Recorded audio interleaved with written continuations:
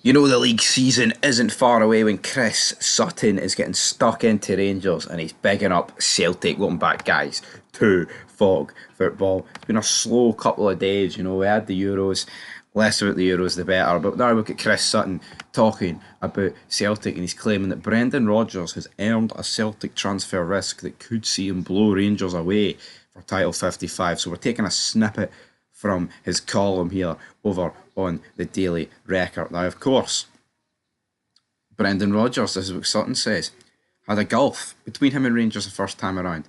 If Celtic get it right this summer, having been pushed for a spell by the Ibrox club last season, he has a big chance to create another chasm.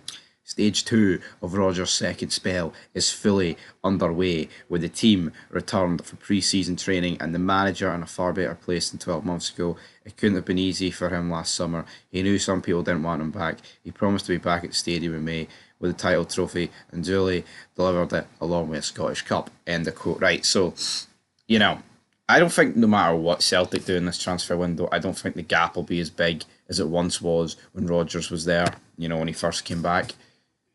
Oh, when he first joined, sorry. I just don't see how it's ever going to get to that point. It would probably take Celtic to spend all of their war chest to make that happen. And sorry to burst any Celtic fans bubble, but I just don't see Celtic have got the money. They simply don't spend it. And whatever. Well, why they don't do it is probably because they think, well, we can probably win the league without spending it. And here, judging by the last over a decade, I mean, how could you actually go against that logic from Celtic?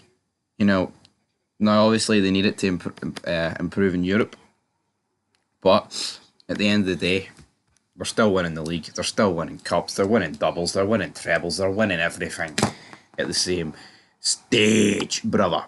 Now, Sutton went on to say he backed up his words and having conjured the double.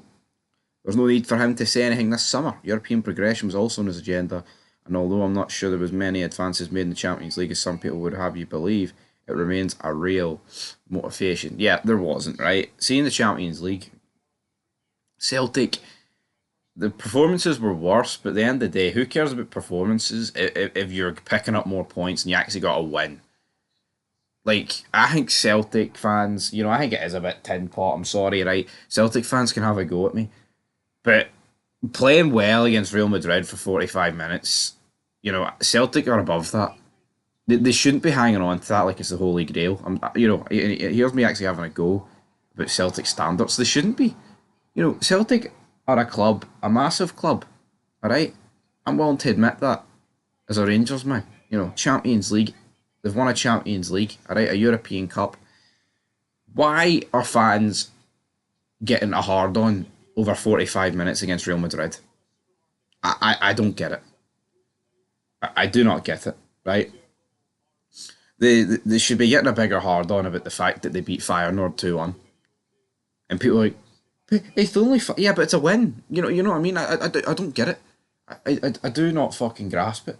Celtic go on more about losing 3-0 to Real Madrid than Rangers go on about beating like Dortmund and Leipzig on the way to SFL.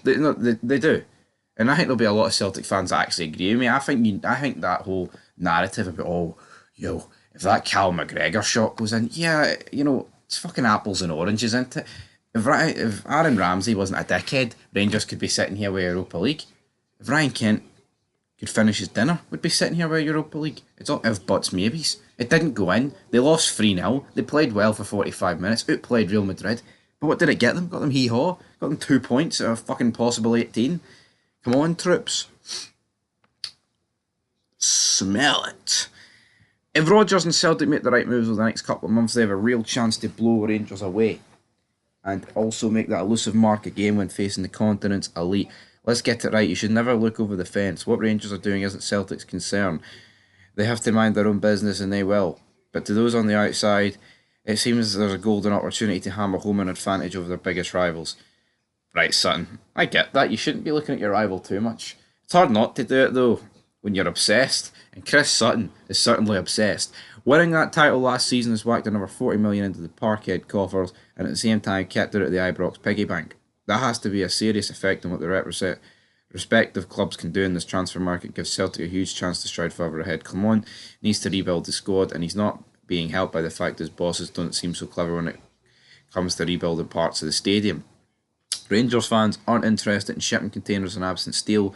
Not being able to see their team play games at Ibrox is a ridiculous state of affairs. Listen, Rangers should be beating Motherwell and Ross County in the first month if they have to play them on the moon, but it's not the point.